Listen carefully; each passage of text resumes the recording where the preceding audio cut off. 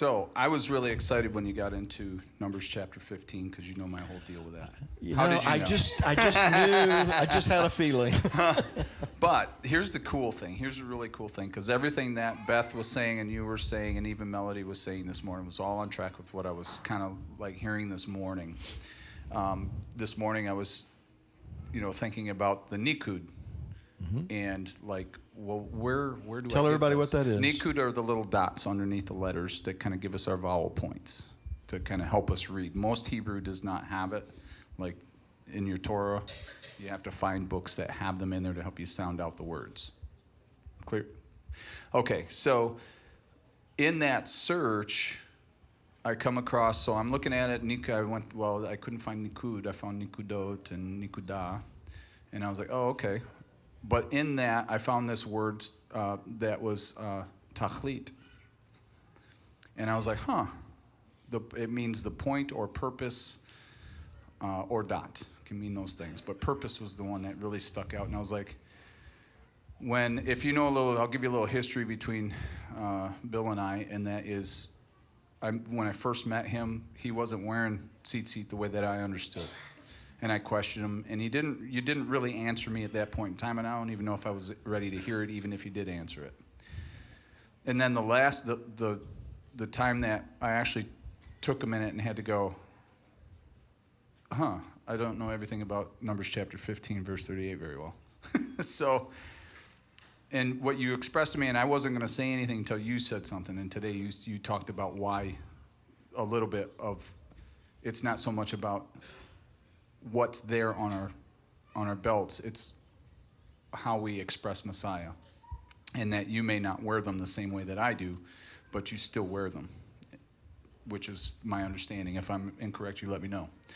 So when you brought up the word oto, when Bill brought up the word oto, it made me have to stop and go, because it can mean it, but it can also mean him. So it kind of made me have to go, I can't disagree with that. And you're the first person that ever came up with a biblical answer for why you wear the tzitzit the way you do. Everybody else is kind of like, well, I just tuck them in my pants or whatever. And I'm like, well, that doesn't give me a biblical answer. So when I got to the point about the purpose of the tzitzit is not so much that we walk around with strings on our pants. Because I've met a lot of people who wear strings on their pants, and that's all they are to them, basically, because the Spirit, it does not follow with them, if you get my point. I do. And I would much rather, and I can tell you, now that I've been with you for a couple of years, I would say that you express the tzitzit, the heart of the tzitzit, more than a lot of other folks who wear tzitzit and don't have the heart of the master. So we get to, a lot of people can understand the heart of the matter, and that our hearts are impure and that we're broken and we need to get to the heart of the matter. But I think that you demonstrate the heart of the master with understanding of the heart of the matter, which you need to have both. And when I got to the reading that verse in the Hebrew again, about the techelet being blue, I thought of our brother Judah, who does not wear the blue thread, which is indicative of Mashiach. Mm-hmm. Well, they argue about, we're not argue, but they strongly discuss, what is the exact color? And I sit there and I think, maybe that's the whole point. Just like we're not supposed to know everything where we're coming from, our brother Judah is not supposed to, because then we have to rely on each other and rely on the Father to help us figure out this path that we're supposed to be on. Mm-hmm. And if they can't come to a conclusion on the techelet, then they got to look at something different.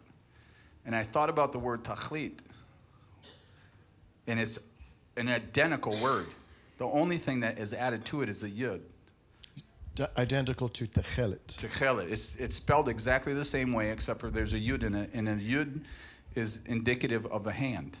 And to me, that points to our Father saying to me anyway, the purpose of this is way more important than the color of the blue. The purpose is to look on oto, look on him. That doesn't mean that I'm going to change the way that I am convicted to wear my tzitzit. And I want to clarify that I don't think you are saying that people should not wear tzitzit. I am not. And I think that you would say that all of us should wear tzitzit according to our convictions. Is that correct? Yes, because that's what's written. Amen. Right.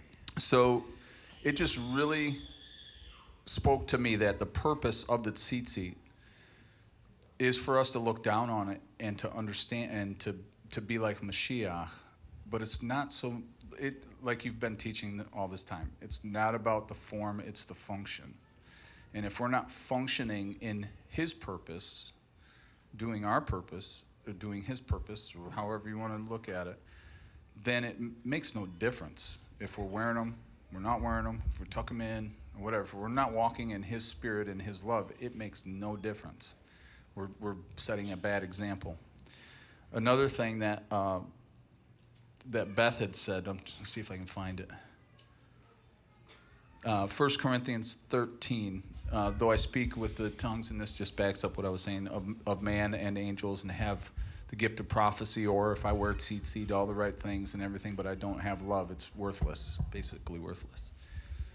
Beth had said that Abba never gives us a load that we can't bear. And the thought came to mind that with my own kids, that sometimes I will give them a task that is a little heavy, probably even a little heavier than they can bear. Not that they can't bear it, if you can bear with me for a second. But I'm looking for them to turn to me and say, Dad, can you help me with this? I can't get this by myself. I wonder if Abba allows us, and this is a question, I wonder if Abba allows us to come under some pressures to realize this you cannot do alone. You need me or you need your brothers to get through this. You're going to have to figure that out. Is this a question? That's a question. You see me sitting here in this chair? Yes, sir. That's the answer to your question. Nita. Expound.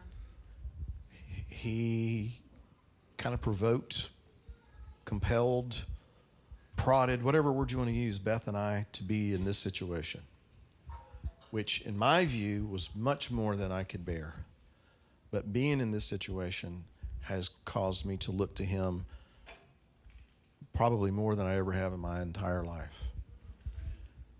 Because, you know, I hope this doesn't come out the wrong way. It's the only way I know how to express it, though. You know, and when we were doing Shorshim and I was traveling and doing this, that, and the other, you know, if I screwed up, you know, it was me, it was my family, you know, which is bad enough, you know, to mess up and make a mistake, make a wrong choice, go the wrong direction, get us in a bad situation, you know, whatever the scenario would be. You know, it was limited as far as the fallout. But in this situation, she and I have a lot of people, you know, that we're responsible for. Not that it begins with us and ends with us, but you understand what I'm trying to say, though. Whether I like it or not, people look to us to lead. And, you know, not just here, but there are people that, you know, who join us every week that consider this to be their fellowship. All of that is to say, I feel that, the responsibility, first to him, but to his people. And it is certainly not what I would have chosen to do. And I've made that very clear from the get-go. But at the same time, I understand that there's no place I would rather be, because this is what we're supposed to be doing. Don't you feel that way?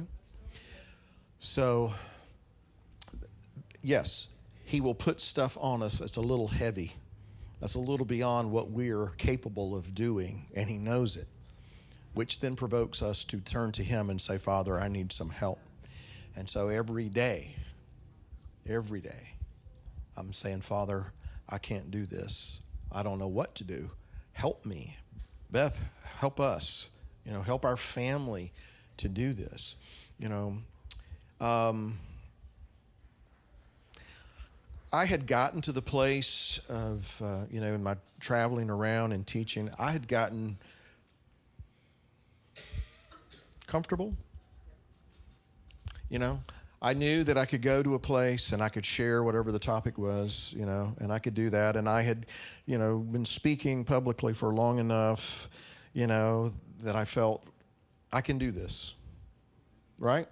Exactly. And exactly. Sometimes toss the hand grenade out and leave. But anyway, my point is I was comfortable. And being in that comfort zone lends itself to not being as spiritually sharp and needful, you understand? So absolutely, I believe that he puts things on us that's a little heavy for us to handle, because he knows good and well that we can't do it with even the most gifted person, even the most talented teacher. After a while, I want to make certain I say this the right way. You can, if you're paying attention, you can start discerning when somebody's delivering something that's been practiced, coached. It's smooth. It's seamless. It's just too slick. But when you are in a situation, I don't care where you're at, who you are, what position you're in, but when you're in a position, in a situation, when you know that you have to lean on the Almighty, and it makes you vulnerable and puts you in that very, very unique situation that you're just kind of wide open, I think that's what he pours into and that's what he pours out of. All right, so maybe I'm kind of rambling a little bit, but I'm just saying yes to answer your question, because I'm living proof. Beth and I are evidence of he puts stuff on us that's too much for us in our talents, in our gift, in our whatever, to handle by ourselves. And it forces us each and every day to go to him for instruction, for insight, for guidance, for strength, for, sanity, for, for all of that kind of stuff. And, but at the same time, like I said, there's no place I'd rather be, because I'd rather be going to him every day saying, I need your help, than going every day not asking for his help. Yeah? So, anyway.